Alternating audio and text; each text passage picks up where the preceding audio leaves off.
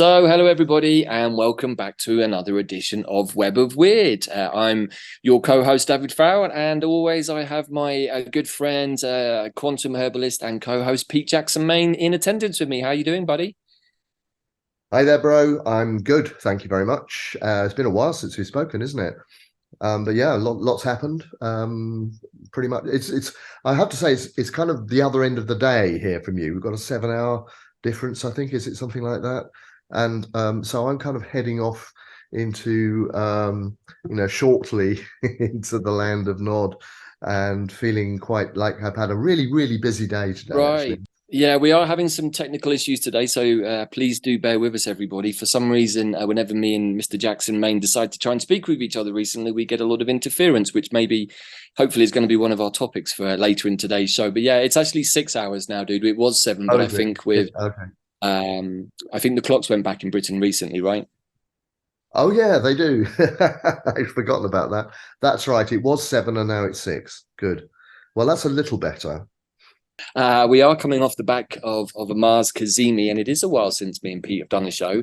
And there have been a lot of things that have happened in our world since we last did a Web of Wyrd, and some of them are a little tricky to talk about. So as always, we're going to try and be our very level best 5D Eagles Perch perspective selves and try and pick our way through some hot topics. And I think we're going to start with, well, I think that with the Mars energy, the Mars Kazemi that took place a couple of days ago in the astrology, that's a strong energy of wanting to fight, really. Mars in Scorpio conjunct the sun.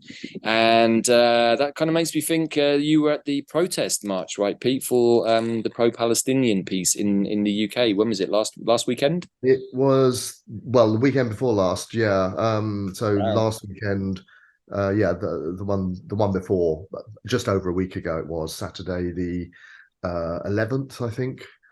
So it was in fact Armistice Day, and thereby, of course, hung all the problems because the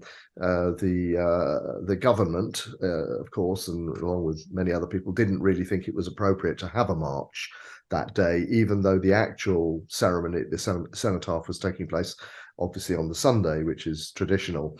But the thought that it would take place, on the 11th, the 11th hour, the 11th day, the 11th month. Well, of course, it didn't. It took place at the 12th hour of the 11th day in the 11th month, and it was a long way away from the cenotaph or anywhere else where it could have caused offence.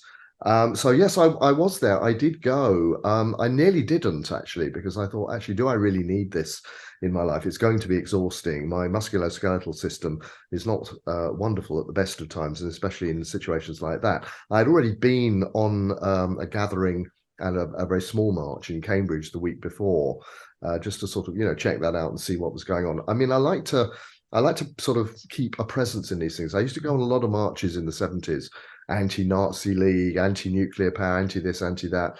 And kind of, it was part of my cultural heritage, I think, marching and demonstrating and chanting slogans and things. Well, I have grown up a little bit. I don't really go along with all of that stuff 100% anymore. But I wanted to go and see this one because I just wanted to, you see, over the last few years, I think, I've seen lots of people out in the street, demonstrating against, lockdown laws, demonstrating against Brexit. Now we've got and of course, I think there was some connected with Russia and Ukraine as well. Now we've got them with Israel and Palestine, not surprisingly. And so seeing all these people sort of cramming into the streets, sort of wondered what it was like to be there. So we did go down. We woke up very late that day, and by the time we got into London, courtesy of Network Rail, who made a 50-minute journey last 2 hours, by the time we got there, I was actually wondering whether I was going to get to see the march at all. And the nearest, so we decided we'd join it sort of towards the end of it, just because probably they'd all left Hyde Park by now. We found out afterwards, we got to Victoria Station at 4 o'clock, and we found out afterwards that they hadn't actually finished leaving Hyde Park, and it was still going on. And there was a massive, phalanx of marchers going past Victoria when we arrived there, and there just seemed no end in sight to it either way. We were told at the time 300,000 people were on the street, Later, the police released the figure of 800,000. We thought around about 1 million, so we weren't far off. And it was, as far as I can see, it was a bit loud in places, but it was peaceful, good-natured. The police were very affable and very helpful, and everything that the police should be. There weren't very many of them, actually, to be perfectly honest with you. They were sort of discreetly in the side streets watching everything go by, but they didn't really have much of a presence as far as I could see. Most of the underground stations were closed, which made it very, very difficult to get home. Actually, in the end, what we had to do was sort of find a restaurant to go into, sort of let the whole thing die down a bit, because they just wouldn't let us. That we couldn't access any public transport. There were no taxis, there were no buses, there were no trains, nothing. So we basically had to stay in London for about 2 or 3 hours to let it all die down. There was a point at which we thought we were in trouble, because we were just about to cross Vauxhall Bridge, which was the route over to the other side and then to the American Embassy a short way on. And they closed the bridge. I don't know, probably because there were so many people milling around the Vauxhall area that they probably sort of thought that everything was just a little bit too crowded. But it left us with a problem, because we couldn't go forward and we couldn't go back. So the only thing we could do was sort of escape through the side streets, and that got a little bit iffy from time to time. We did have an encounter with some gammon, I think is the official term to describe people who might belong to the English Defence League, and that's something else that we kind of need to talk about, of course. And we did have a couple of likely lads come into the restaurant at the same time as us and start jeering and knocking us about and trying to be trying to cause trouble. Fortunately, they were seen on their way. But yeah, it was an interesting experience. I hadn't done it for many, many years. In regard to the sort of, the stated aim of the march, which was to call for a ceasefire, basically, I'm completely, in agreement with that. This should not be going on. It should be stopped. And I feel that politicians around the world have been very late to cotton on to that. But maybe we can have a word about that a little bit later. Over to you. Yeah, thank you, dude. I managed to catch most of that. I am having some technical issues today with my internet, but I got the gist of what you were saying. And who would have thought, bro, that in your younger days you would be someone who would be out marching and protesting? I think a lot of our audience would be shocked to hear that revelation from you.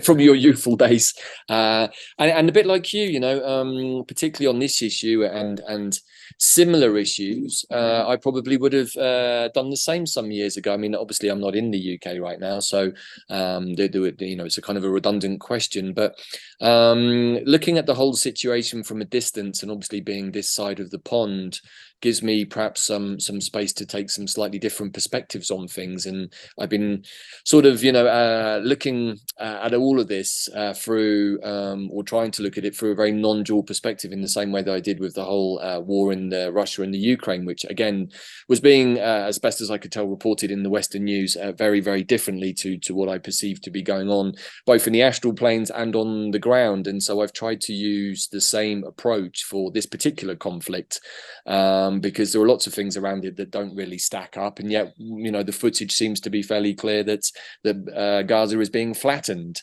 and the world, as always in these situations, as we've seen in the past, seems to be standing by and letting it happen. Lots of very cantankerous rhetoric from the neighboring Arab countries, particularly those guys in Iran, and yet nothing. So one can only conclude that despite a lot of pomp and bluster from the neighbours, the Muslim Arab neighbours, that either they don't have the wherewithal to do anything, or they also have a much bigger set of weaponry being pointed at their heads. And perhaps one would think normally that would be the US aircraft carriers off the coast.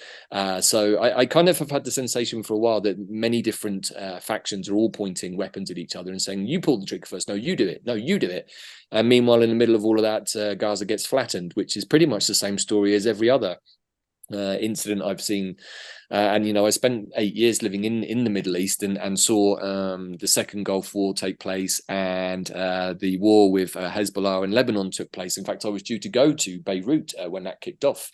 And in fact, there was another occasion I was due to go to Beirut, I think for work, and wasn't able to go because it kicked off again. And those conflicts, which would have been back now in the 2005, somewhere around that, to 2010, I can't remember exactly, always seem to follow the same pattern, which is what this one's done. And so I kind of find myself wondering, what the hell is this all about? And also being brought up in an Irish family and spending a lot of my summers in Belfast and seeing soldiers on the street and terrorists blowing things up and shooting each other and wanting their freedom and their independence from another colonial oppressor, in this case the British, perhaps gave me a different perspective from very early on in my life about what it means to grow up in terrorism, which is something I can say that I did. I would come back from my 2 month sojourn in Ireland every summer to Britain, and it would be like a different world. And of course, at the age of 8 or 9 in the playground, no one really understands any of these things, and they just automatically brand you as being IRA because you went to Ireland for a holiday.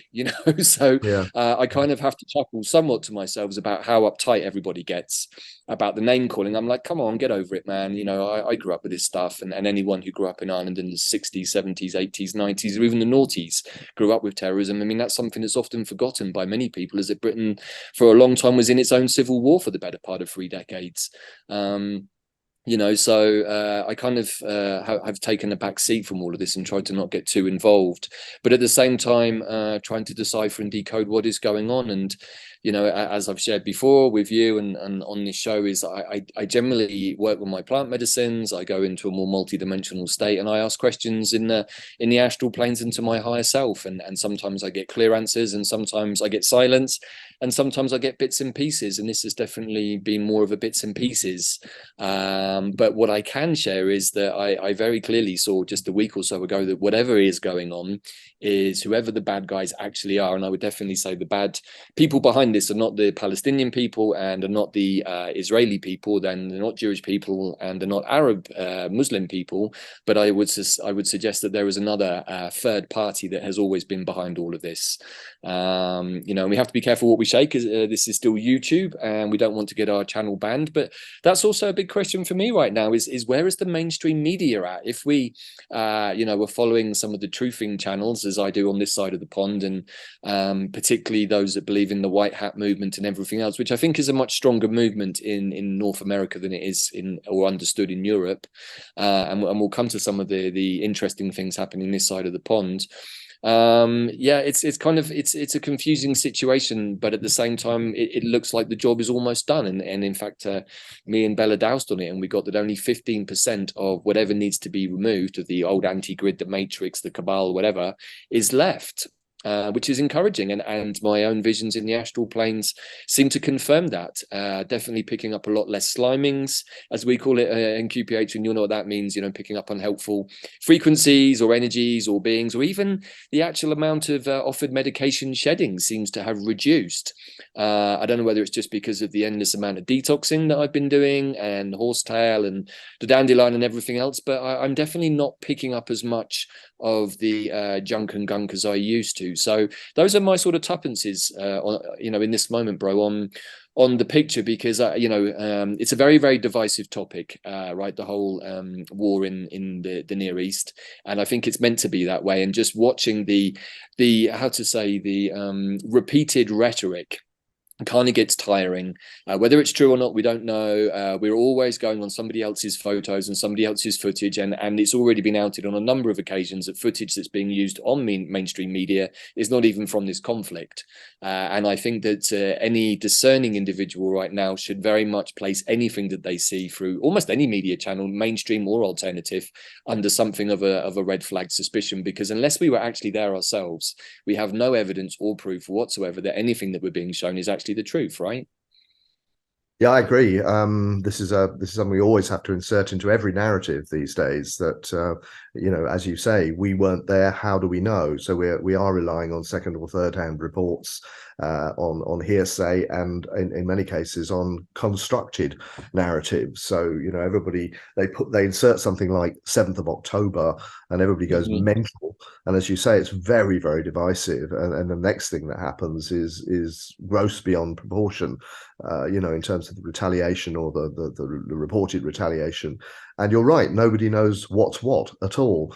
And there are sort of things leaking out now that none of these things are as they seem, that 7th of October wasn't as it seems, and so on and so forth. And you talk about people with guns to their heads. Of course, we can't ignore the fact that Israel is a nuclear state, and that is a major part of why everybody's probably, handling the whole thing with kid gloves. Now, interestingly, and I think, by the way, there are other guns being held to the heads as well. I think there are a lot of economic and financial guns being held to people's heads with the amount of oil and gas in the region. This is another part of the story. Right. I want to come to that. That is an emotive topic for me that I still get triggered by. So yes, carry on, bro. But I have been simultaneously just over a week ago. I was involved in because I'm trained as an Egyptian music player. I play the darbuka, the tabla, in an Egyptian or an Arab band in Cambridge, and we had a concert in Trinity College Chapel celebrating the music of the Egyptian composer and activist. And he was active in 2019 in the revolution in Egypt, where they threw off the shackles of British colonialism. And so a lot of his songs are protest songs, basically. And he died about a year ago in 1923. So we thought we'd do a 100-year celebration of his music. His songs are wonderful. And of course, most of the audience there, we had 300 people in, and most of them were Arab. And we almost didn't go ahead with it when this conflict arose, thinking that it would just be not be a good thing to maybe inflame sensitivities even further, and we didn't know whether anybody would come. And what we found out was that of all the audience, I spoke to several members of the audience, and they were just so pleased that we had done it, that we had actually put music in front of people and celebrated, something very important in song. And give them a good time, give them a bit of a clap, bit of a dance, etc., etc. And they were, a lot of them said, well, we nearly didn't come because we're just feeling so depressed about the whole. The thing, Arabs are not, generally speaking, up in arms about this. They're just very upset. They're very, very depressed. Right. And so it was nice to be able to do something about that on a completely different level, on the level of creativity and coming together and love, etc., etc. So that was a really, really positive experience. And I have had the opportunity to speak to a lot of people in the Arab world, and there have been some very cogent conversations actually going on, particularly amongst Egyptian friends of mine. Egypt, of course, is very close to this whole conflict and is involved financially with Israel as well. Of course, there's a lot of trade going off between the two of them, particularly where energy is concerned. So they don't want to get on the wrong side of that conflict either. And there's a lot of there are a lot of people saying things like, well, we haven't been, Arabs have not been, angels or saints either. There was a lot of acknowledgement that it was basically not necessarily anything to do with race or religion or any of the things that people tell us it's about, but it is to do with the age-old and a scourge, really, of the human propensity towards war. And I think you're absolutely right, bro. I don't think people want war. I think there are some forces, some dark hidden forces behind all of this who want war, who profit from war, who feed off war, and whether they are, not quite on this level, you know who I'm talking about, the various other entities who might inhabit this psychic space and feed off negative emotions, or whether they are simply arms dealers making billions. I don't know. Both, probably. Yeah, I mean, look, wonderful news about the gig. You told me about that the other day. I love Egyptian music and Arab music and general Arabian music. That was one of my highlights of spending nearly a decade in the Middle East, and I love Arabian food, particularly Syrian food. And I'm just going to touch on probably one topic that does still kind of get my goats, as Bella will testify to, because it's guaranteed to trigger a response from me, and that has been the rhetoric or narrative that's being put out that we're not going to put up anymore with having our bases bombed in countries like Syria, Iraq, and pretty much every other Middle Eastern country. And what that to me triggers is a response which is like, well, hold on a second. How would you feel if Syria and Iraq had military bases within 50 kilometers of Washington? I don't think you'd be too happy about that. And yet somehow America seems to have bases in almost every country in the world under very dubious pretext, particularly in Syria, where they've got a base that supposedly was rooting out ISIS, which by most common consensus these days was actually created by the Obama administration, if not Mr. Barack Hussein Obama himself. And one would question, well, why is the US having a base in the oil fields of Syria, where apparently they have taken up to 80% of Syria's GDP, because oil is its main export, and has basically financially crippled the country under the pretext of helping the country get rid of the militants. And now they're wondering perhaps why they're getting victimized and having those bases attacked in countries where they don't actually have permission or any legal right to be. And for me, that's a huge question that the mainstream media is not acknowledging at all, and it's been going on for decades, as we know, particularly under the previous hawkish regimes that involved the likes of Mr. Cheney and Rumsfeld, and of course the Bush family and all of those characters who basically set a lot of this up over the last 20-30 years, and of course made a lot of money out of promulgating war situations. And so I think there's a lot more to all of this, and it's the Middle East has always been a very complicated piece. And even if we go back to T. Lawrence and his participation in the Arab civil war that happened back in those days, and the deal that he struck that he then put to the British government, who agreed it and then did the dirty on him and betrayed him and all of the Arab people, and that's kind of partly how we ended up with the Balfour Declaration, right? Which is what created the modern state of Israel. Now, interestingly, on some of the back channels, and maybe this is not something or most people know, is that declaration that Balfour signed for the nation of Israel apparently ran out on October the 31st. Oh. So I still have to do a bit more deep diving on that one. And, as always with our audience, I do hope that you understand that we try to approach all of these topics with the most neutral perspective we can. And we throw in a few little more rabbit hole pieces, which we also need to investigate more, but also invite all of you to investigate more too, because I think the more that we can have a 5D perspective on all of this and not get pulled into the very easily polarized, this side's bad and that side's good. And, the other thing that's interesting, as they've cleared, from what I can tell in Gaza, they've exposed many tunnels, right?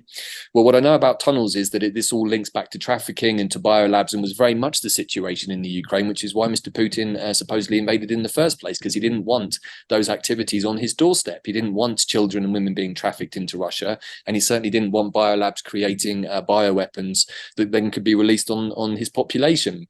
But of course, in the West, Mr. Putin is a tyrant and a violent one at that, and he seems to kill almost everybody around him, and so on and so on. And when I look at the rhetoric around that particular conflict, and then I sit back and watch the same one for this conflict, it somehow has the same energy and feel to it.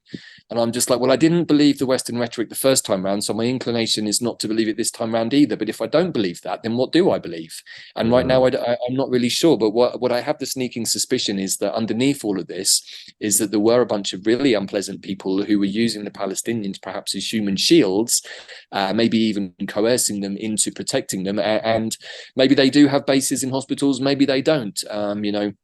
Again, I have to refer back to the infamous so-called chemical attack that Bashar Assad is now up on a war crime charge over, when the so-called white helmets filmed a gas attack in a hospital somewhere in Syria in the middle of all of that conflict, only for the people in the hospital to say, no, that's not what actually happened. A bunch of these people came in filming and throwing smoke everywhere, and then they left again, thus creating the video that Mr. Assad is now up on a war crime charge for. Now, I'm not saying that Mr. Assad is necessarily the best guy on the planet. I haven't met him personally, so I can't vouch for that or not.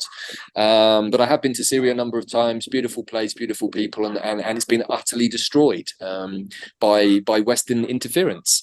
So there are, it just gets deeper and murkier, right, dude? And one has to wonder how much of this is just money making exploitation in the hands of a small number of racketeers, thugs, convicts, arms peddlers, drug pushers, and human traffickers, and they're just using all of these conflicts as a cover for all of this. And in the end, that's the thing that makes the most amount of sense to me, to be honest.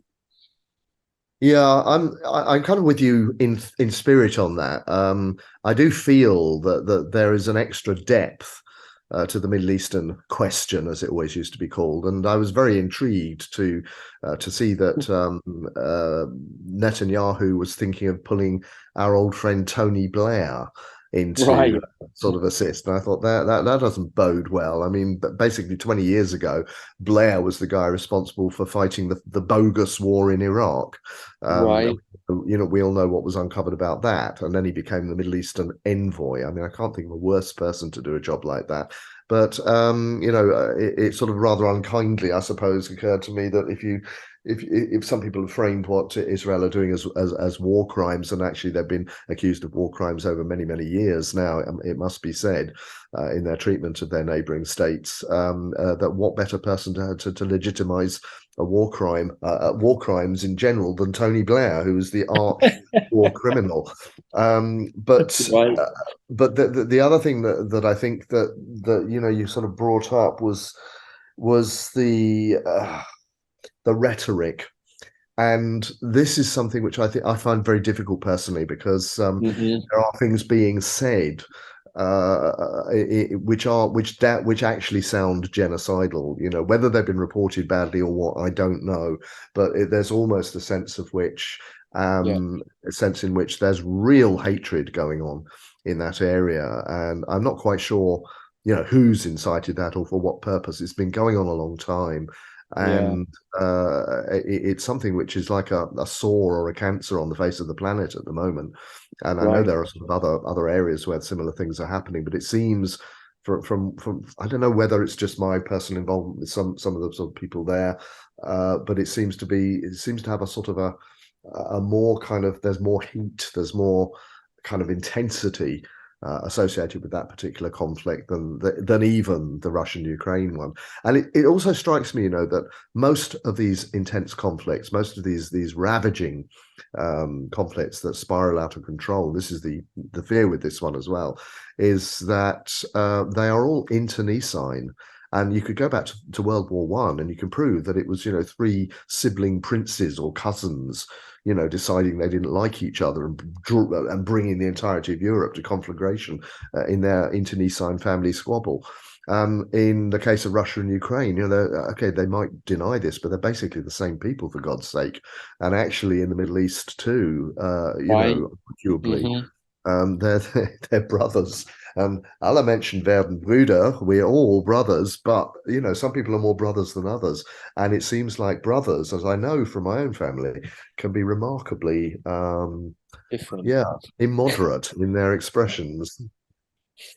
Well, look, you've raised some really interesting points there, and I'm just going to try and pick my way through them a second. I mean, I just want to throw in something that has struck me, and I think that the real entity that is behind all of this is the Israeli Secret Service, Mossad. And, considering the reputation that the defense systems of Israel have had for many years, for the sort of two-bit supposedly terrorists called Hamas in Palestine to be able to fly over these walls of defense and sneak into bases without any kind of warning at all, supposedly, for the Israeli forces, to me speaks very much of an inside job, and that they were allowed to do it. And the only question then becomes, well, who allowed them to do it and why? And I think that if you start looking at the situation through that filter, you start to get a different perspective on why this might be going on. And you then also start to, well, in my case, start to expand back outwards and go and say, well, how many other times have these things gone on? Well, let's look at other false flags. Pearl Harbor, massive false flag operation designed to bring America into the war. Most reports these days understand that they knew that was going to happen long before it was going to happen, did nothing to stop it because they wanted to enter the war at that point and make a lot of money out of it. So some people have branded the attacks on Israel as a false flag to try and engender a situation. And maybe this is even linked to another possible false flag that goes all the way back to September the 11th. And of course, many people are still very much divided about that. And so we can see a pattern forming here, I think, which is how these guys play these situations to create division, keep us distracted, meanwhile making money out of war, as they've always done. And if you look back through the Second World War, Pearl Harbor, and go into the First World War and any kind of major conflicts actually in the last 100 years, you'll see what some commentators call the invisible college fingerprints behind all of this, which is basically another name for the cabal. And through the secret societies, the Masonic orders, and so on and so forth. This actually goes back to the 8th century in Italy and the formation of I think the Vatican at that time. And you know, this how to say, energy has taken many forms and faces over the last like 1200 years, but it's been really going on since the age of Aries. And you can link back the tribe of, I think it's Tal, who, you know, look at Lebanon. You have a place called Baalbek, right? And Baal is another manifestation of Marduk, the inverted one with the horns. And you know, I've read, you know, and I can't vouch for this because I wasn't there, but I've read some interesting kind of lines of thought that say that within some of the Middle East, within some of the, let's say, Zionist movement, there are the worshippers of Baal.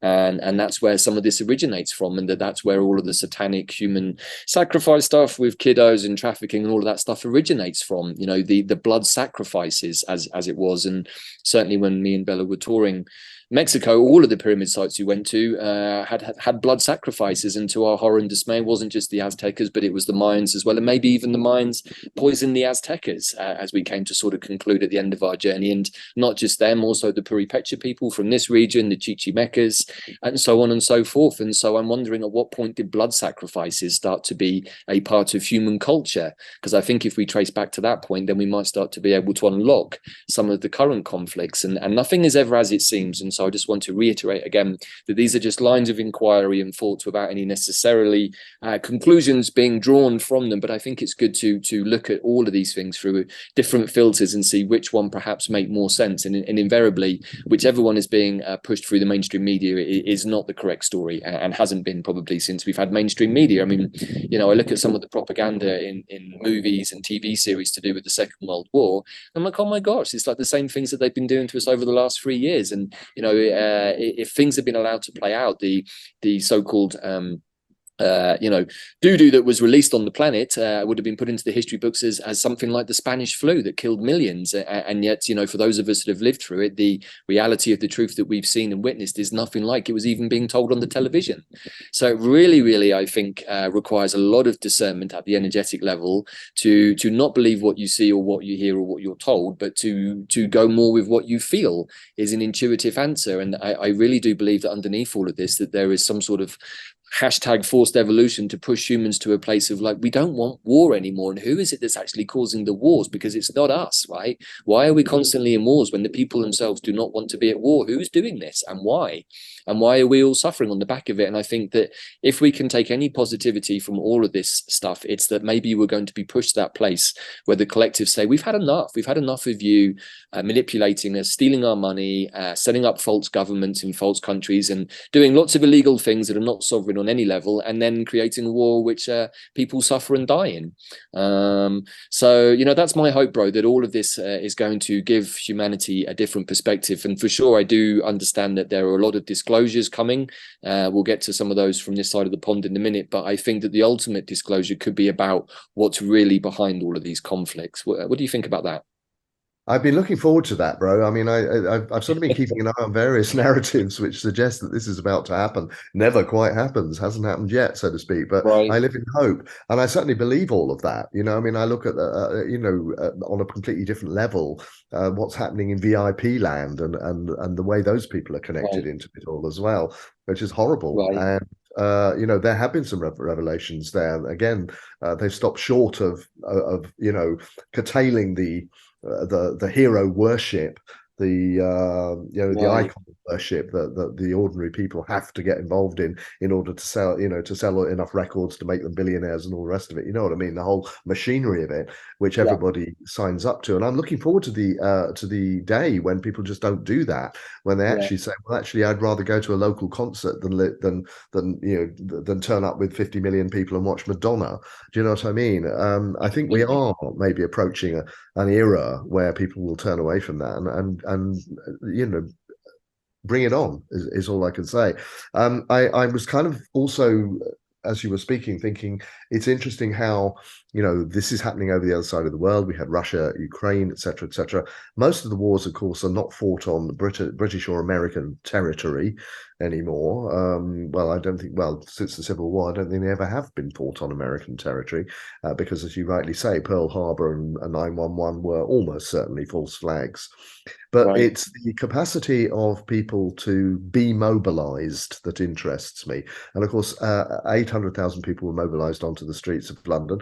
You might say, and there's part of me thinks that they, I don't know how aware they were of any of the nuances of anything that we've been talking about. They're reacting simply out of, we don't want to see this happening. We don't want to see our families bombed. We don't want to see our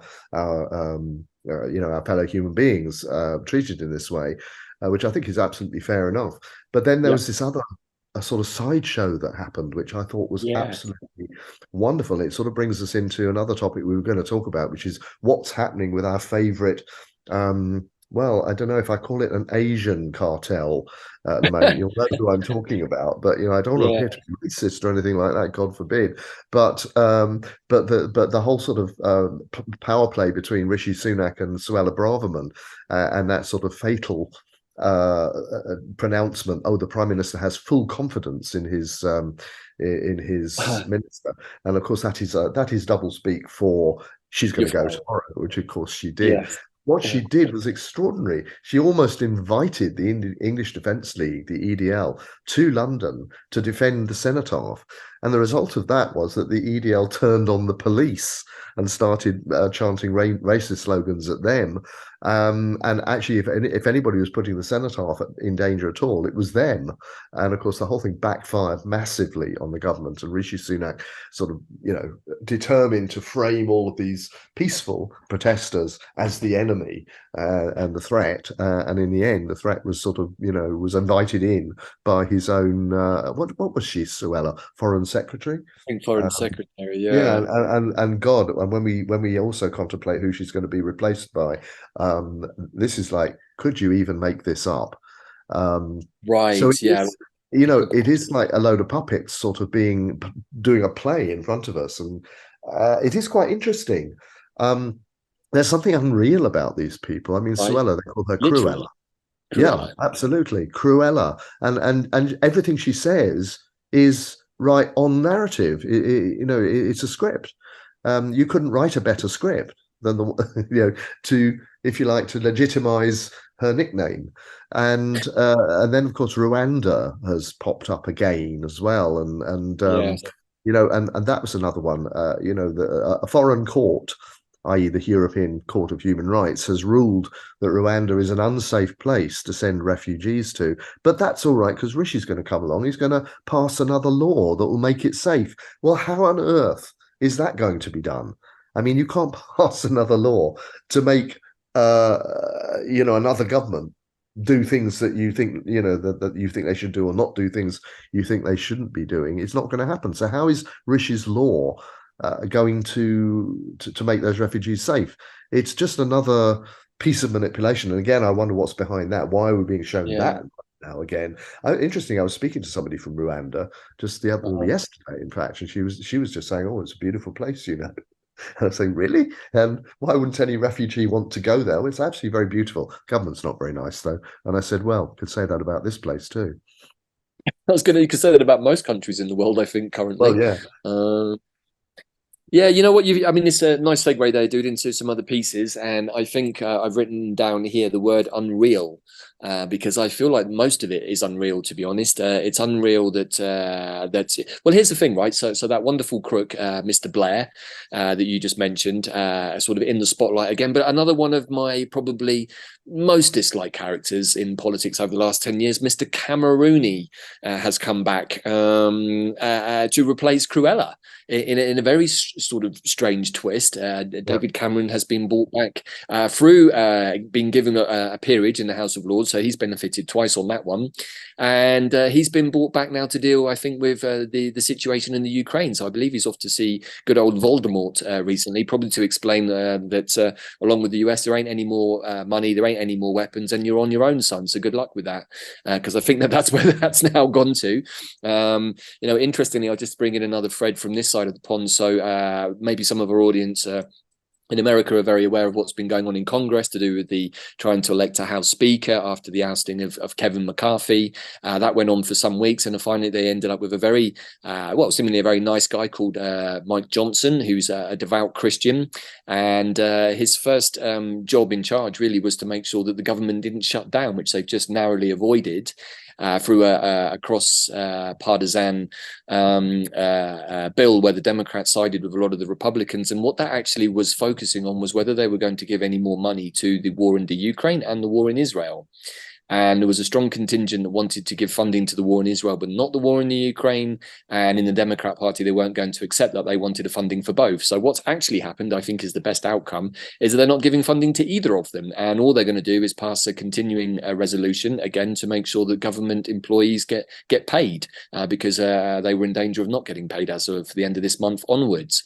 So I think there's quite a few interesting sort of threads all kind of conjoining here. And, you know, our good old friend Ready Rishi or not, to me seems like another unreal character, possibly the most un-prime ministerial like prime minister that I've seen in Britain, and that includes quite a few jokers of the past. And I'm just like, is this guy actually for real? Is he a real person? Is he just an NPC who's been popped in another plant? Is the whole piece with Cruella and the EDL and all of this, it all just seems like make-believe. Every time I tune into any of these things, there doesn't seem to be any real human sentiment or emotion behind any of it.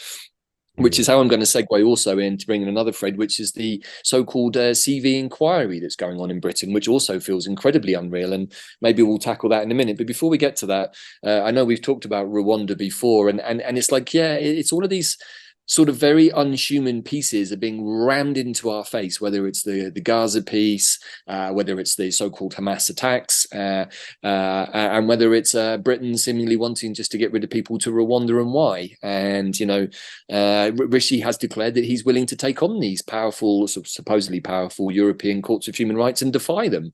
And I'm like, I'm not sure that Mr. Ready or Not's really defied anybody in his life.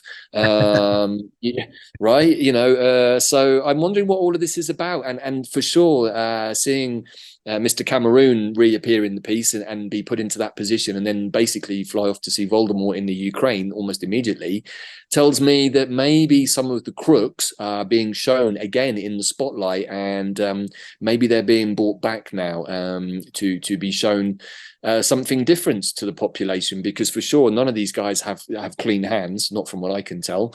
And I'm thinking that, you know, a bit like what's been going on in the US, it's very much a show and tell, and it seems as if the president is probably just days or weeks away from being impeached. That's been going on for a while, but it's definitely reaching a crescendo this side of the pond, and it feels like it's a done deal. And if good old Uncle Joe does get impeached, then that's going to pull the pin on so many things. And like a house of cards, it's going to unravel and unwind spectacularly quickly, fractal spiral style, I think, all across the planet, because that will instantly pretty much end all of the conflicts. And Mr. T or Mr. Trump has on a number of occasions said, you know, I can finish the war in the Ukraine in 24 hours. And things were obviously that bad this week in the Ukraine that Mr. Z or Voldemort, as we call him, was actually contemplating calling Mr. Trump and asking him if he could sort the situation out. But my gut feeling is that perhaps there's a hotline between Mr. T and Mr. P in Russia, and that's how it could be sorted out in 24 hours. And that's perhaps not the solution that Voldemort is looking for. So I'm thinking that maybe we are actually watching the culmination of all of these sort of nefarious plots and you know, plot lines, bro. I don't know. It's the only thing that actually makes sense anymore, is that it doesn't make sense. So therefore it must be a show. Yeah, I mean, I think there's a lot of sense in that, in it not making sense. Right. As I said before, bring it on. I mean, I watch agog, mouth open and whiskey in hand, so to speak. You know, just the show that's going on is just extraordinary. It reminds me of the Chinese curse, of course. May you live in interesting times. Well, you know, you can have too much of a good thing, I think. But there's always lots to talk about, isn't there? That's the thing. And of course, that reminded me that the Prime Minister, that is the ex-Prime Minister, came into view not long ago as well, in a little piece that you mentioned, which was the COVID inquiry, in which of course Rishi Sunak has more recently featured as well, in the sense that it turns out that neither of them really had a great deal of concern or care for what might happen to old people, who were apparently sort of, dispensable, in the terms that, as I think Boris Johnson put it, old people, or rather, COVID is nature's way of dealing with old people. And Rishi Sunak's apparent, reported secondhand via Dominic Cummings, of it doesn't matter if we leave people to die, in the sort of trying to determine whether there should be a second lockdown or not. Now, again, you and I discussed this a little while ago, and again, we're sort of scratching our heads a little bit on this one, because that whole thing and what the inquiry is releasing, of course, is, you can see it's going to inflame tempers in this country all over again. It's going to be, how dare you, you, first of all, it was Partygate, and you're partying away, and I couldn't see my granny in a care home. And now it's, oh my God, you're so callous, you're letting old people die, you don't care if people die. And yet, actually, what is the real story there? Because actually, you and I commented on that before, and it seems to me that it's a reinforcement of an old narrative, i.e., that COVID was real, that lockdown was necessary, etc., etc. And I don't really have a thought either way on what Boris said about old people or what Rishi said about letting people die, because it was never that much of a problem in the first place, and we all know that that there was no actual increase in deaths due to COVID. Right. They shut everybody down, and what used to be the flu, 25,000 deaths or so in the winter due to the flu, was now sort of transcribed onto the COVID statistics. So who knows what was really going on? But no, there wasn't an appreciable increase in deaths from that cause, as far as anybody can ascertain. So the whole sort of narrative of how much a danger we were and how these politicians put us in danger is not the one that I'm interested in. I'm interested in an inquiry that unearths the fact that the whole thing was a hoax right from the start. And I think, my only question is, did they know? I have a strong feeling that Boris Johnson knew. I'm not so sure about Rishi. What do you think? Well, yeah, good summary there, dude. And I think this is, again, if we're going to have a theme for today's show, is it should be real or unreal. And to me, this is all very unreal. I loop back to my thoughts at the beginning of all of this in early 2020, and I think me and you even spoke back then too. And at various points throughout all of this, and I'm like, reading all of these WhatsApp, group WhatsApp messages, and now we've got good old Patrick Valance's day-to-day diary of his impressions of who said what and what's going on, and good old Dominic Cummings, Dom Cum, as they like to call him in the press, has re-emerged, and is still in fighting fettle and basically pointing the finger at everyone else. And I'm just reading all of this and just thinking, this is just more massive BS all across the board. Because to loop back to the original point, those of us with different perspectives always perceived that this was a hoax from day one and took steps accordingly, and thus never got sick or ill. I have actually adjusted that thinking slightly over the last 3 years, because I have perceived and experienced the presence of so-called bioweapons even in my own field, and they were quite unpleasant, and I think you have too. But I mean, I think me and you managed to avoid anything for at least like two and a half years. It's only in the last it was only at the end of last year, I think, that we both got clipped with something, as indeed did most other people I know who hadn't been clipped at that point. So I'm like, that seems maybe there was some other energy at work that we had to go through a process to maybe get immunized against something, or to see something. I don't know. But the point is, the deaths year on year, according to the statistics, were actually down every year that so-called nasty was on the loose, in comparison to the average for the previous 10 years.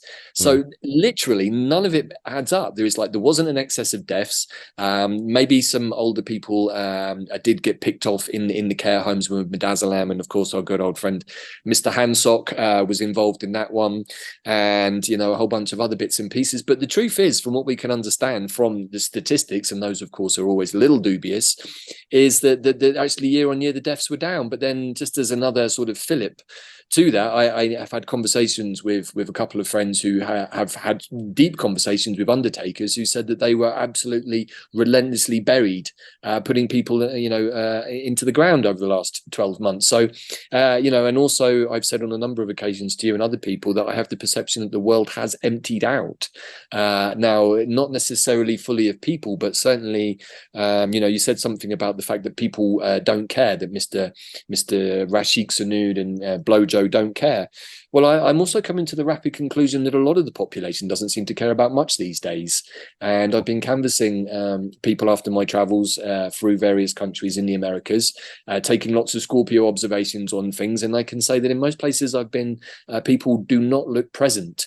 They seem to be locked into a metaverse world that mostly centers around their phone and not an awful lot else. And this also brings back in the idea of the NPCs and the non-playing characters. And I experience everywhere I go, whether it's in restaurants or shops, there's a very muted energy from everybody.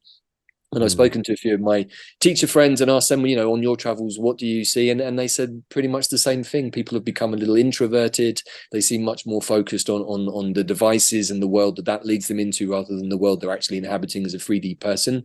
And I'm thinking that all of this has become very metaverse, bro. It's all very unreal. These stories that have been concocted, good old Blojo's deathbed request as he was being taken out by the so-called you-know-what, and is he going to make it, and blah, blah, blah. I mean, honestly, who gives a flying donkeys, right? Because it all just looked like it was completely made up. And so one can only conclude that every single piece of evidence that's being presented into this so-called CV inquiry is just made up. And one does have to wonder how much some of the people in power knew about the gain of function and everything that was going on in Wuhan, and not just Wuhan, but all over the world, and how much they may or may not have known about the connected, practices of human trafficking and gun smuggling and everything else that's been going on. So, I think that if we can say anything about all of this, is it beggars belief, really. And maybe we shouldn't believe any of it and just take a very pragmatic 5D view. Yeah, it may beg a belief, and I'm not going to give any arms, I'm afraid, because I don't believe it. And you did mention one thing that I sort of wanted to sort of comment on, and that is the Undertaker's testament. That is actually much more recent and has more to do with shall we say, the turn of events since what we've been accustomed to calling the offered medication, because we know that facilities were set up by the government in this country to cater for what they called excess deaths after the pandemic was over.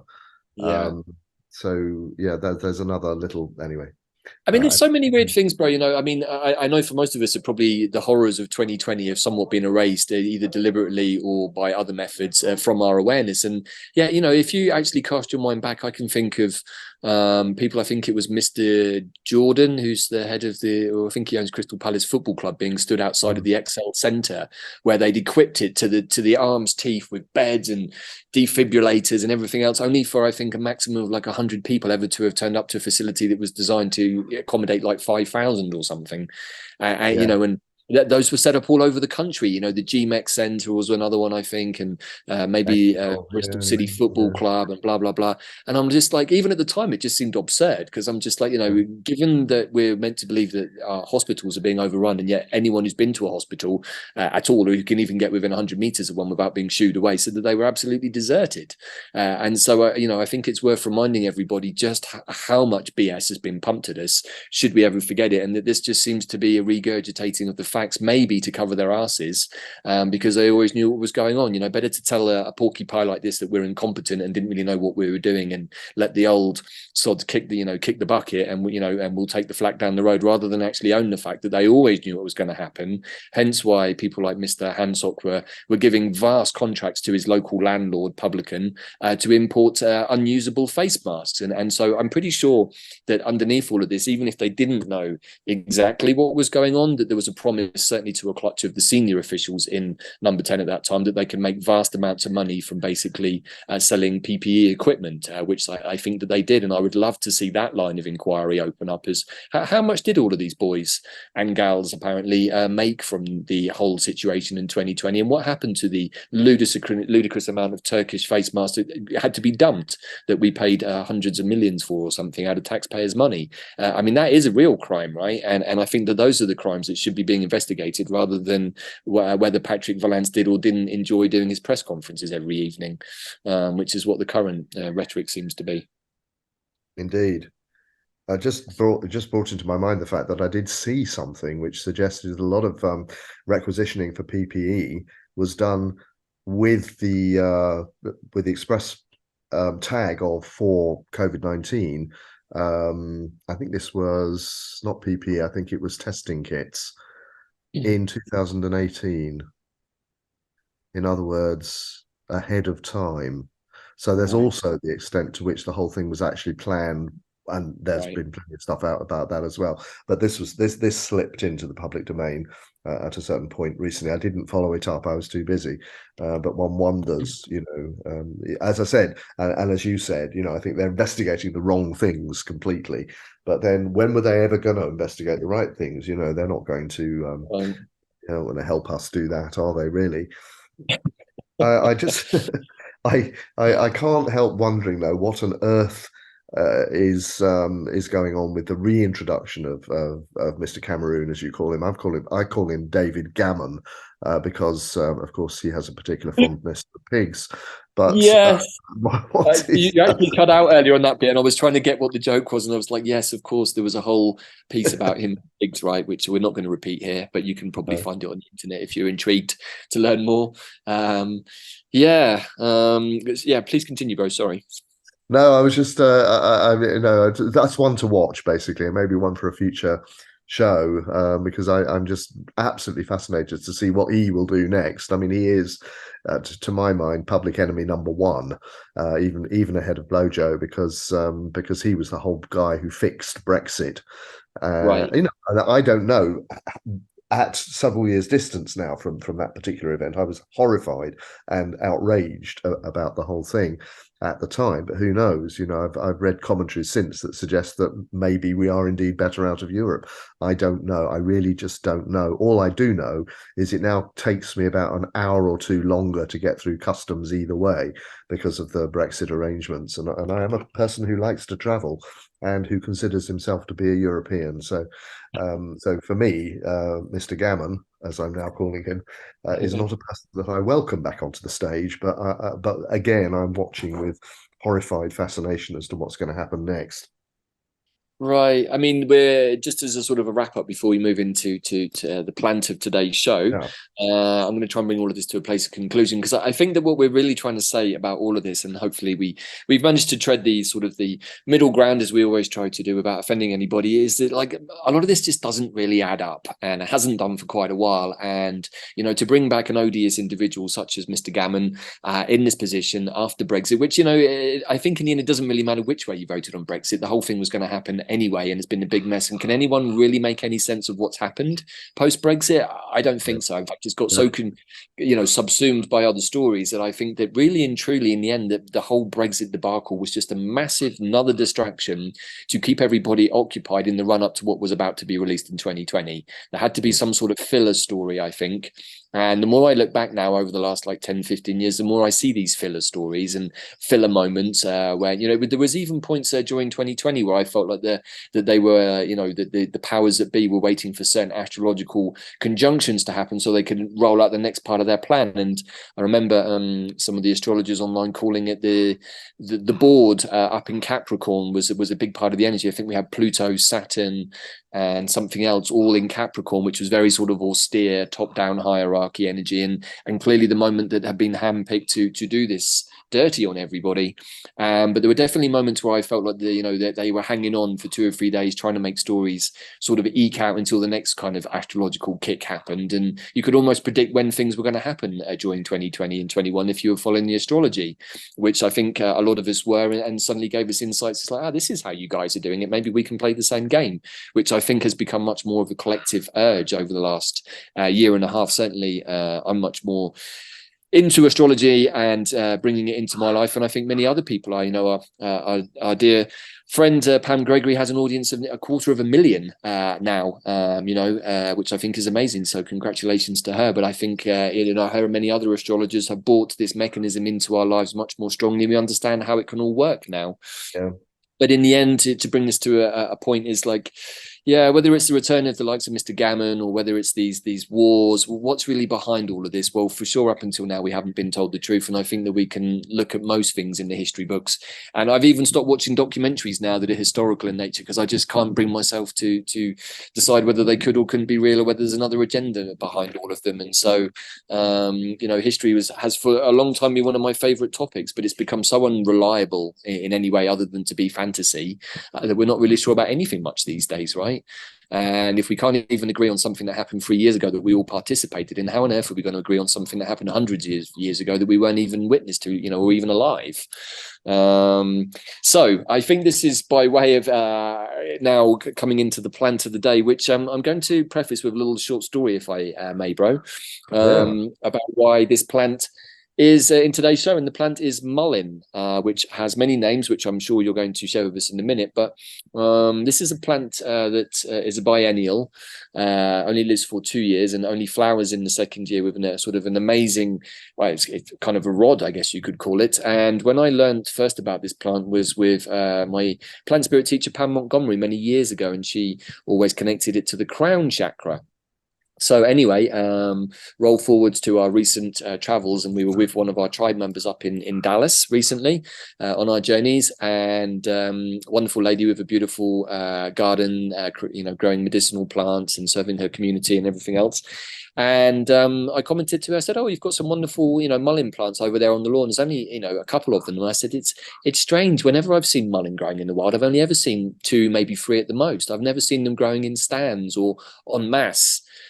And she just chuckled, said, "Oh, well, I don't think I have either, really, but, who knows?" Anyway, so roll forward 3 days and rolling into the mountains of New Mexico. And what do I see? Swaves of mullein growing everywhere. And it was the plant that literally was forcing its way into my awareness every single day during our trip around the mountains and deserts of New Mexico. And I'm like, I've never seen this much mullein in my entire life. I do grow it in the garden, but not anything like this. I mean, it's literally growing everywhere.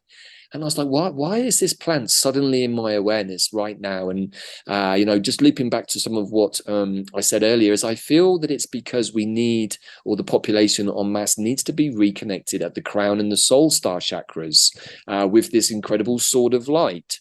So that's how I'm just going to set this one up, bro, before I hand over to you to talk a little bit more about this plant from your perspective. I love that, the sword of light, and I can only envy the vistas that greeted you on your travels. To see that much mullein growing all in one location, I think must be absolutely fantastic. The nearest I've come to that is this year, when I was spending a lot of time in the Cambridge University Botanic Garden, where they also have a lot of mullein. They have a whole plantation in the order beds, i.e. the beds where they put the various plant families, and they put all the plants in the same family together. Now, mullein is a plant that I'm very, very, very familiar with from herbal medicine as well. But I've also grown it myself. We have a plant in our garden. It's a biennial, which means that it actually comes up every 2 years. So you might think it's gone away, if you have it in your garden, and then it'll come up the following year, which is quite an interesting one. And that, I don't know, that might be one reason why there's suddenly a lot where you never saw any before as well. But in the Botanic Garden, it's sort of spread as well. It's growing in all sorts of little places. There's certainly growing a lot in the rock garden, which is the area, lovely little area just around the lake. And it is a beautiful plant, and it's incredibly imposing, isn't it? I mean, It is. soft light is a very, very good description. It can have branches as well. It can almost look like a candelabra of swords in some cases as well. Now, in herbal medicine, we mainly use it for the respiratory tract and the ear, nose, and throat region, where it has a mucilage content in the leaves particularly, which is very good for soothing the throat if you've got a sore throat or something like that, soothing the mucous membranes. I find it very useful for conditions like hay fever and any kind of irritation of the upper respiratory tract passages. It's very well known for mullein oil, infused oil of mullein flowers, because we also use the flowers as a remedy for earache, particularly in small children. But for anybody, I've used it in my own case. I picked up an ear infection some years ago. Mullein was very, very useful in helping me to deal with that.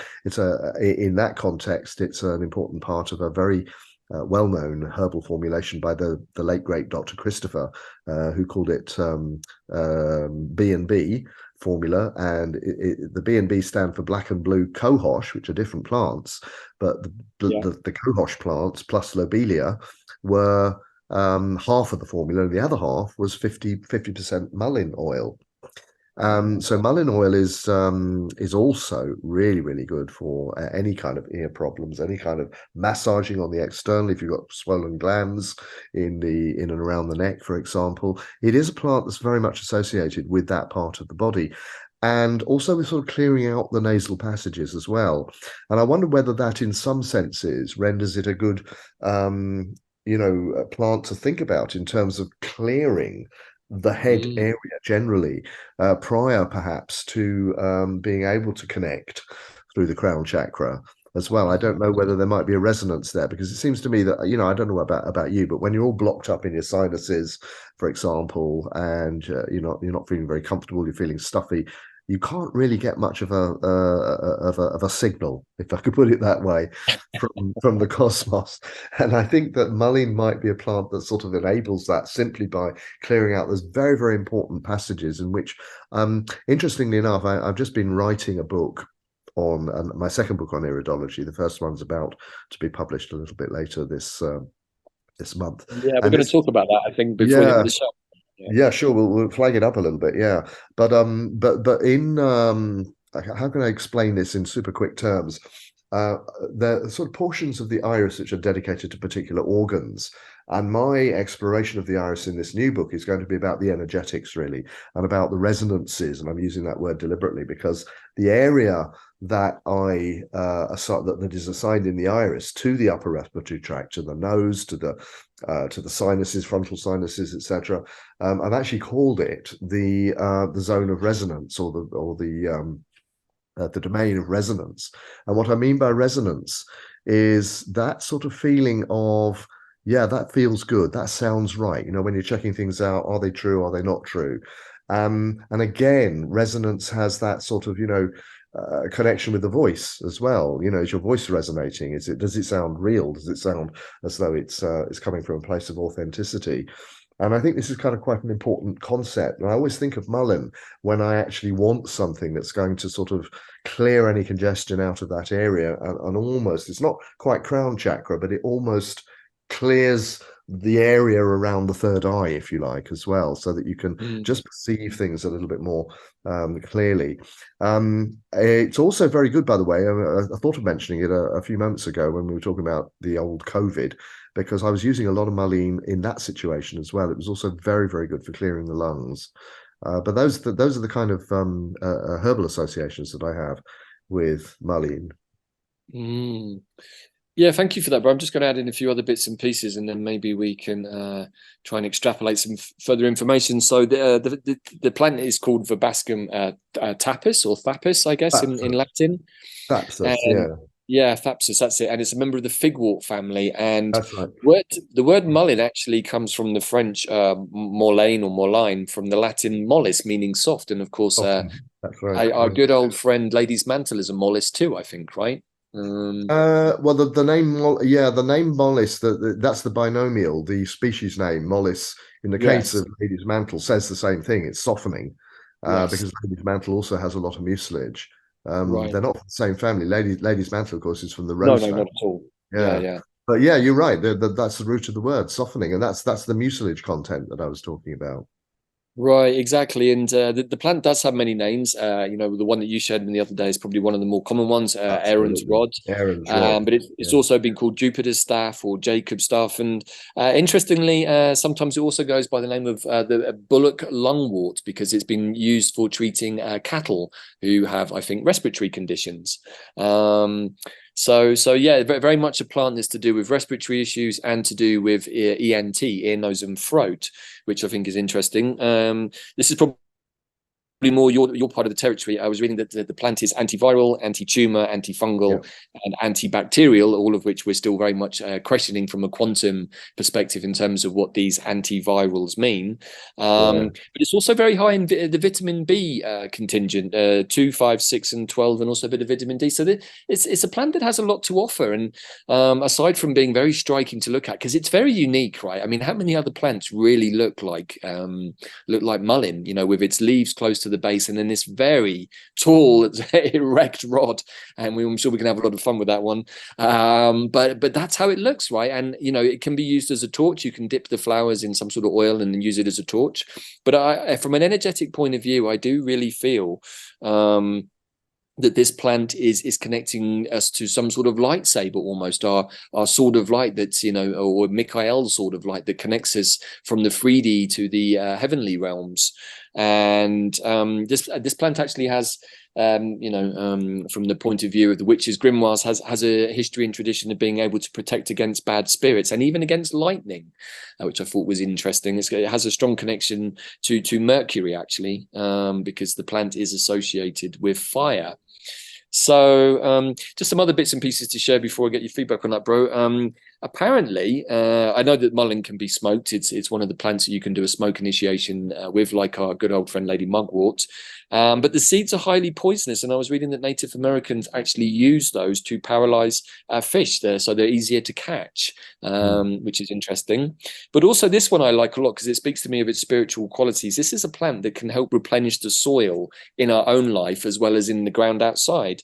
And in doing so helps us connect to the ancestors, because like you said, the seeds can fall and remain dormant for 100 years or more even, and so they're obviously highly resilient, but as they grow in the soil, they're actually able to they like growing in disturbed soils, actually, like a bit like mugwort, actually.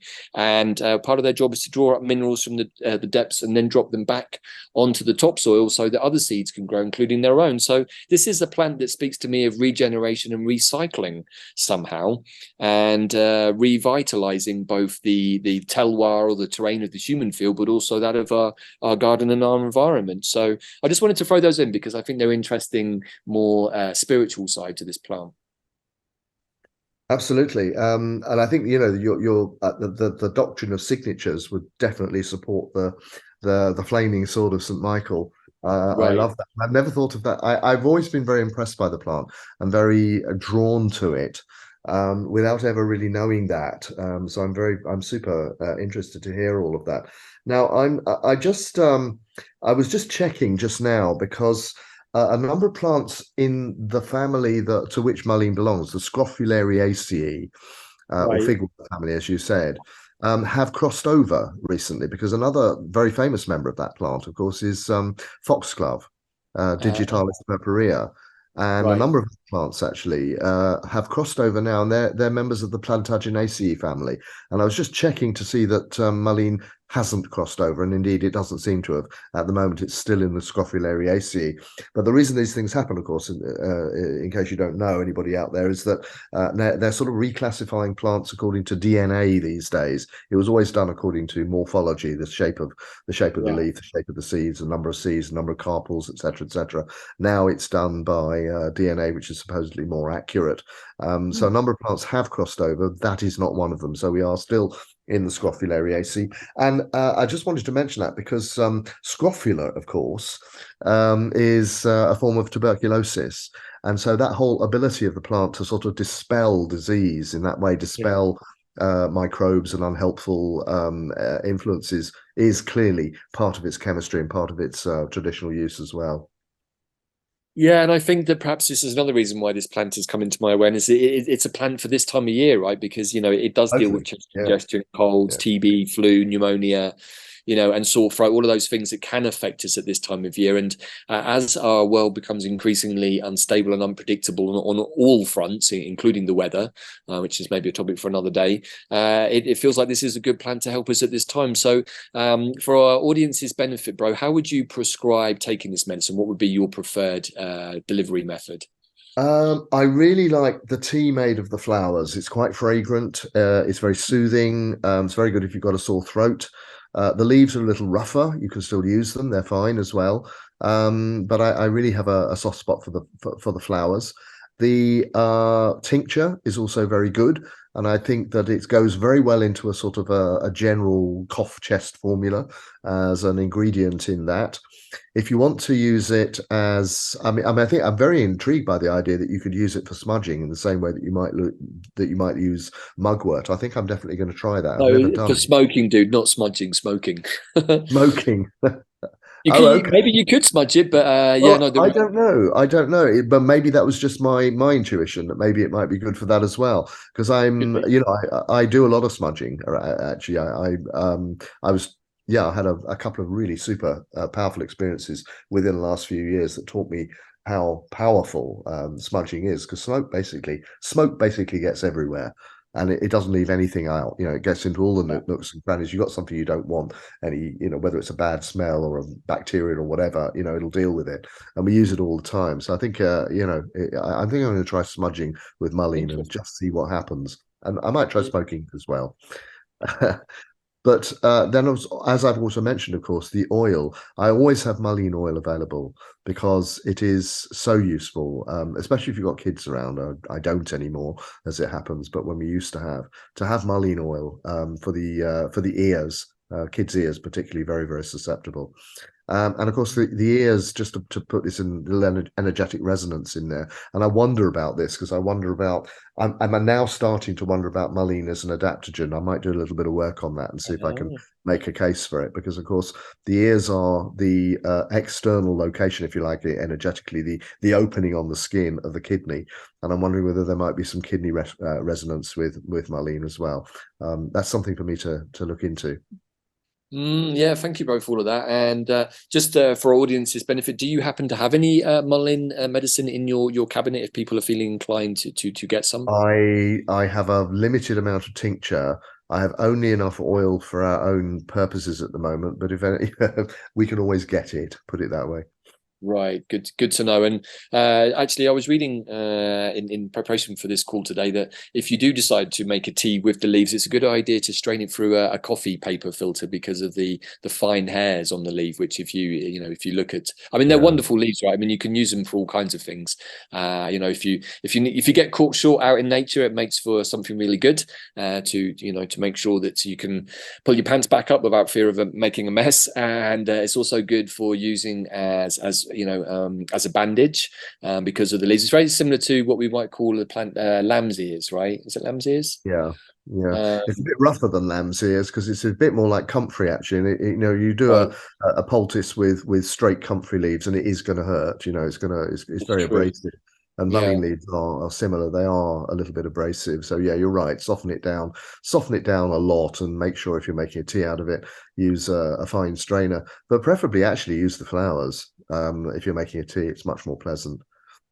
Yeah, my guess is that in most places the flowers have gone over by now. I mean, I was seeing a few with flowers still up in the mountains of New Mexico, but mostly they were going to seed. And of course, the other Yeah, one thing about the mullein is it just produces so many seeds, which is why I've always pondered why I'd never seen these huge stands until now. I'm just like, surely, yeah, I think that any flowering mullein must have probably tens, if not hundreds of thousands of seeds once the flowers have gone to seed. I mean, just a ridiculous amount. And I always wondered why there wasn't more growing in stands. And I'm thinking now maybe that the intelligence of the plant only releases the seeds to grow according to how much is needed, and the rest just stay dormant in the soil for a later date when they'll need to come back, maybe when the soil needs refurbishing again.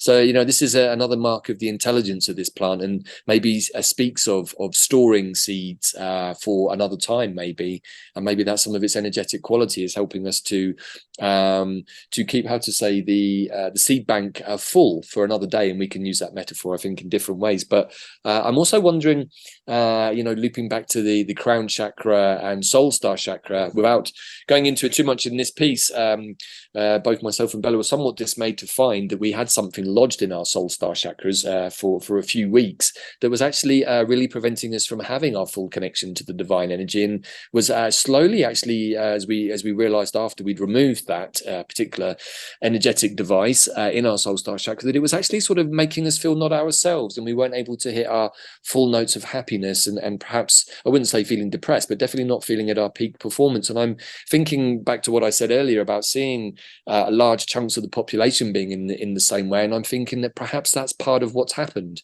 over the last 2 years, maybe, is that connection at the crown and soul star chakra to the higher realms has either got disconnected, hijacked, or switched off.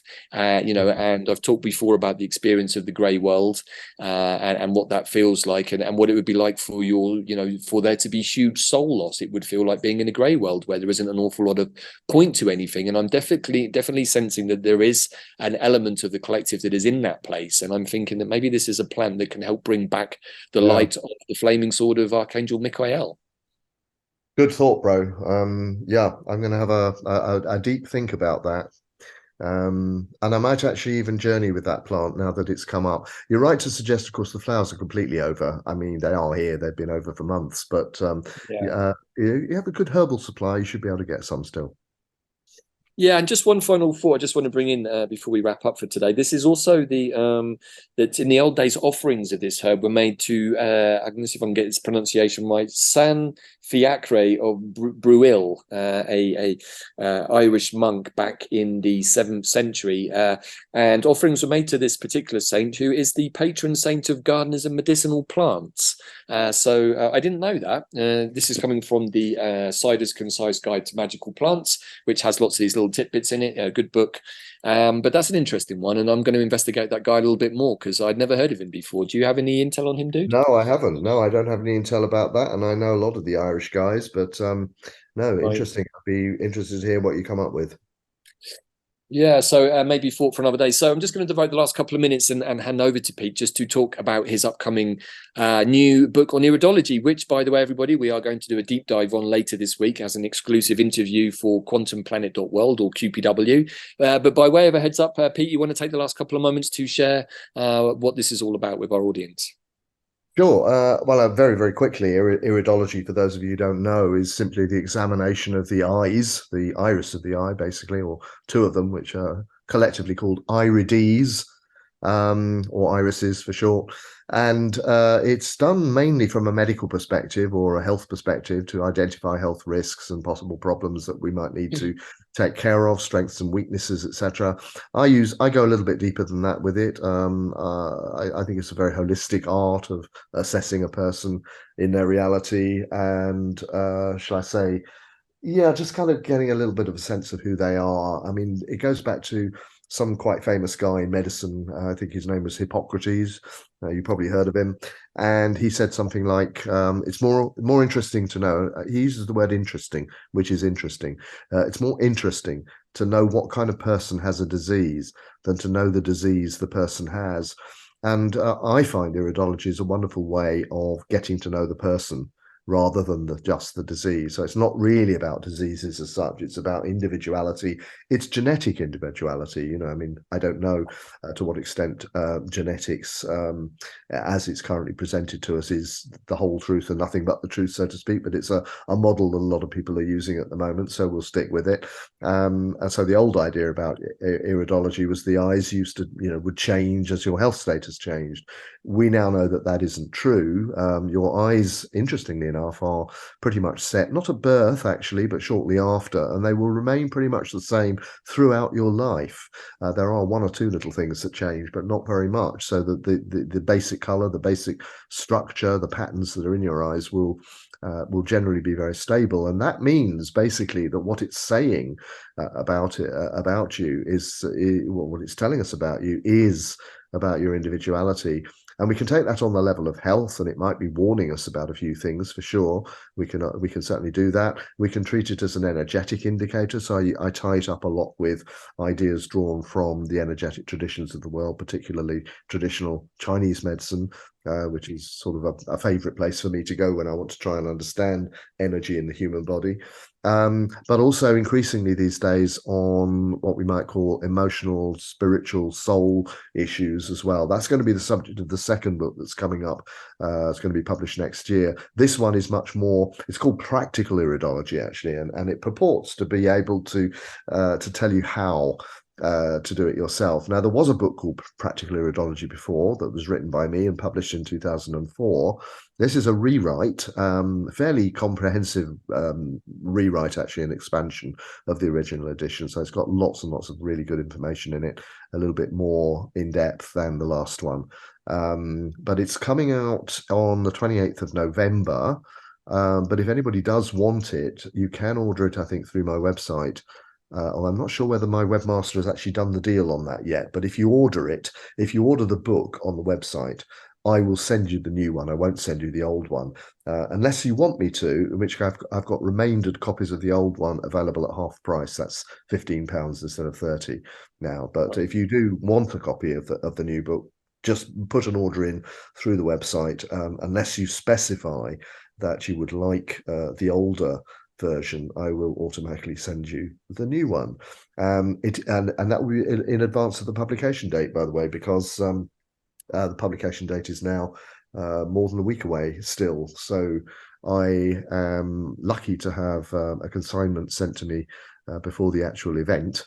Published by Aeon Books, who do a lot of publishing in the realm of herbal medicine, particularly, and other subjects to do with natural healing. So I'm very pleased with it. I'm very pleased with, actually. It turned out, it surpassed my expectations in terms of the format of the book and the quality of the book. It's really, really nicely produced. I'm super proud of it, and yeah, looking forward to sharing it with you. Wow. Well, first of all, congratulations, bro. I know that you told me about this some time back, and it's always a labor of love producing a written tome, and congratulations on pulling it off, and particularly in a year like 2023, where it's not always been easy to pull these things together. So we will put the link for that in the show notes. And depending on when you catch this show, the book may already have been released. We're probably going to do the interview in about 5 days from now, so towards the 25th of November. And Pete will be going into more about the world of iridology, which I only know a little bit about, and most of that is from Pete. But with all of your understandings, bro, from the quantum and energetic perspective, and bringing that, like you said, the resonance into these things, I think is going to be fascinating. And I'm excited to see how you've elevated the modality of iridology perhaps to a new place. So I for sure will be ordering my book ASAP as well. So I feel that brings us towards the end of today's show. Bro, do you have any final closing comments to bring it all to a place of culmination, or are you all web weirded out for today? No.